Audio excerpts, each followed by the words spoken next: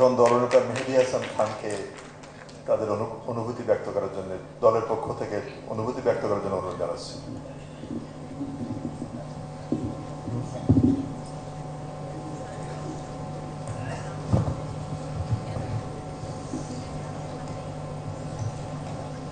অনুষ্ঠানে উপস্থিত সকলের প্রতি আমাদের আন্তরিক শুভেচ্ছা জ্ঞাপন করছি।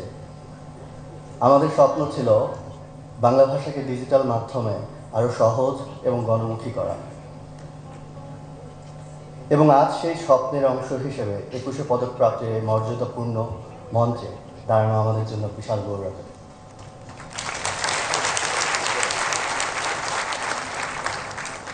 অভ্র ব্যবহারকারীদের সহযোগিতা ও ভালোবাসা ছাড়া এই প্রচেষ্টা কখনো সম্ভব হতো না। আমরা এই পদকটি তাদেরকে উৎসর্গ করতে চাই। কৃতজ্ঞ চিত্তে স্মরণ করছি বিভিন্ন সময় আমাদের সাথে কাজ করা স্বেচ্ছাসেবকদের, যাদের মধ্যে রয়েছেন সুমাইয়া নাজমুন, ওমর ওসমান, নিপন হক, সাইম খান সহ আরও অনেকে। তাদের অবদান ছাড়া আমাদের এই যাত্রা অপূর্ণ থেকে যেত। 22 বছর আগে ভাষা হোক উন্মুক্ত স্লোগানে আমরা অভ্র কাজ শুরু করেছিলাম।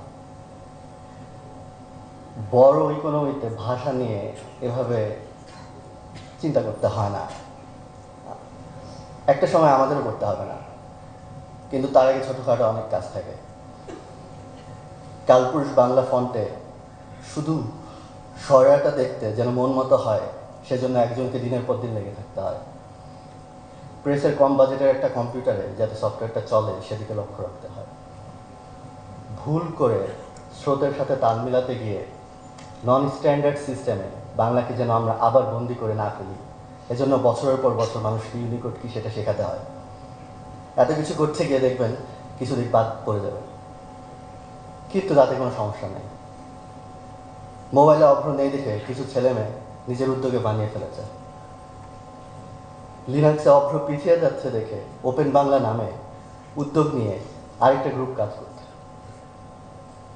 এরা কেউ এই মঞ্চে আসার জন্য কাজ করে না, কিন্তু আসবে হয়তো একদিন, আর না আসলেই আর কি।